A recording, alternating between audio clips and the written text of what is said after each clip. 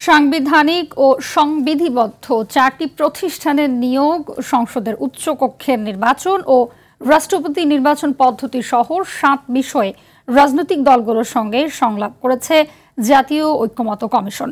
রাষ্ট্রপতি নির্বাচনের বিষয়ে একমত হয়েছে সব দল। 4 সাংবিধানিক প্রতিষ্ঠানের নিয়োগ নিয়ে বিএনপি সহ 5টি দল ছাড়া অন্যান্যরা একমত। বাকি 5টি বিষয়ে এখনো আলোচনা চলছে। বিস্তারিত জানাচ্ছেন আলওয়ান খান। সংস্কার ইস্যুতে ঐক্যমত্য সৃষ্টির লক্ষ্যে গঠিত জাতীয় ঐক্যমত্য কমিশনের আজ শেষ দিন। 7টি অমীমাংসিত বিষয়ে ঐক্যমত্যের প্রত্যাশায় সংলাপে বসে কমিশন।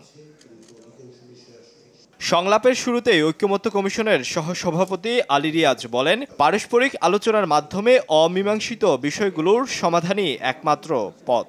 রাজনৈতিক দলগুলোর সাথে আলোচনার জন্য সুনির্দিষ্টভাবে বাস্তবায়ন প্রক্রিয়া নিয়ে আলোচনায় ঐক্যমত্য কমিশন সকলকে নিয়ে প্রয়োজন বোধে বসবে। ফলে আমাদের দিক থেকে আজকে আমরা প্রতিশ্রুতিবদ্ধ যে আজকে এই বিষয়গুলো নিষ্পত্তি করেই আমরা এই পর্বের সমাপ্তি টানব। সাংবিধানিক 4 প্রতিষ্ঠানে নিয়োগের বিষয়ে নোট অফ ডিসেন্ট সহ একমত হয়েছে বিএনপি। বিশিষ্ট জনদের নিয়ে সমৃদ্ধ উচ্চকক্ষ প্রয়োজন বলে মনে করেন বিএনপি।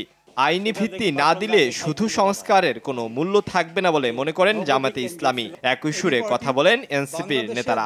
সর্বশেষ আমরা আসলে উচ্চকক্ষের গঠন প্রণালী এবং সেই বিষয়গুলো নিয়ে আলাপ করছি।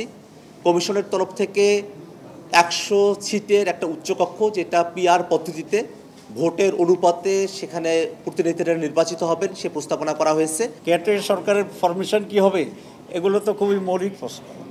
আপনি সেই জন্য আমরা বলছি এটা এখানে বিতর্কের কোনো সুযোগ নেই। কেউ চায় না, এটা তাকে ব্যাখ্যা করা উচিত তিনি কেন চান না, কিন্তু আইনি ভিত্তি দিতে হবে, এটা কোনো বিতর্কের বিষয় নয়। রাষ্ট্রপতির ক্ষমতা, তত্ত্বাবধায়ক সরকার ও রাষ্ট্রের মূলনীতি নিয়ে সংলাপ চলছে এখনো। Extra legal arrangement. Alwan Khan, RTV, Dhaka. দর্শক, রাজধানীর ফরেন সার্ভিস একাডেমিতে আছেন সহকর্মী আব্দুর রহিম, সরাসরি যুক্ত হচ্ছেন তিনি। রহিম, ঐকমত্য কমিশনের বৈঠকে এখন কি নিয়ে আলোচনা চলছে জানাবেন। আর আজকের মধ্যে তো আলোচনা শেষ করার কথা বলা হয়েছিল, আমরা জানি, তো সেটি কি আদতে সম্ভব কিনা?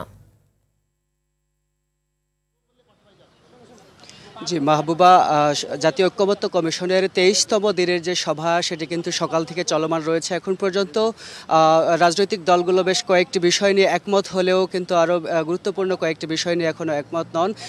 তবে সবচাইতে বেশি আলোচিত যে বিষয়টি, সেটি হচ্ছে জুলাই সনদ এবং হচ্ছে সংসদে উচ্চকক্ষ যে নির্বাচন, সেটি কিন্তু কমিশনের পক্ষ থেকে প্রস্তাব করা হয়েছে। উচ্চকক্ষে 100 সদস্য বিশিষ্ট একটি উচ্চকক্ষ করা হবে, যেটি পিআর পদ্ধতিতে সদস্যগণ নির্বাচিত হবেন বলে জানানো হয়েছে কমিশনের পক্ষ থেকে।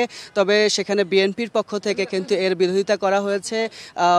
বিশিষ্ট জনদের নিয়ে যে পিআর গুরুত্বপূর্ণ যে 100 সদস্য জন উচ্চকক্ষ নির্বাচিত করা হবে, সেটি পিআর পদ্ধতি হলে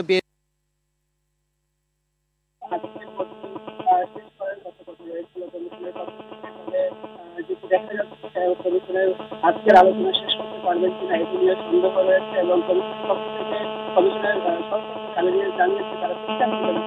সহসভাপতি আলী রিয়াজ জানিয়েছে তারা চেষ্টা করবেন আজকের মধ্যে শেষ করার। তবে জাতীয় নাগরিক পার্টি এবং জামাতের পক্ষ থেকে একটি প্রস্তাবনা দেওয়া হয়েছে যে তড়িঘড়ি করে যাতে শেষ করে দেওয়া না হয়, যদি সময় লাগে তাহলে আরও কয়েকদিন সময় নেওয়ার জন্য কিন্তু প্রস্তাবনা দেওয়া হয়েছে।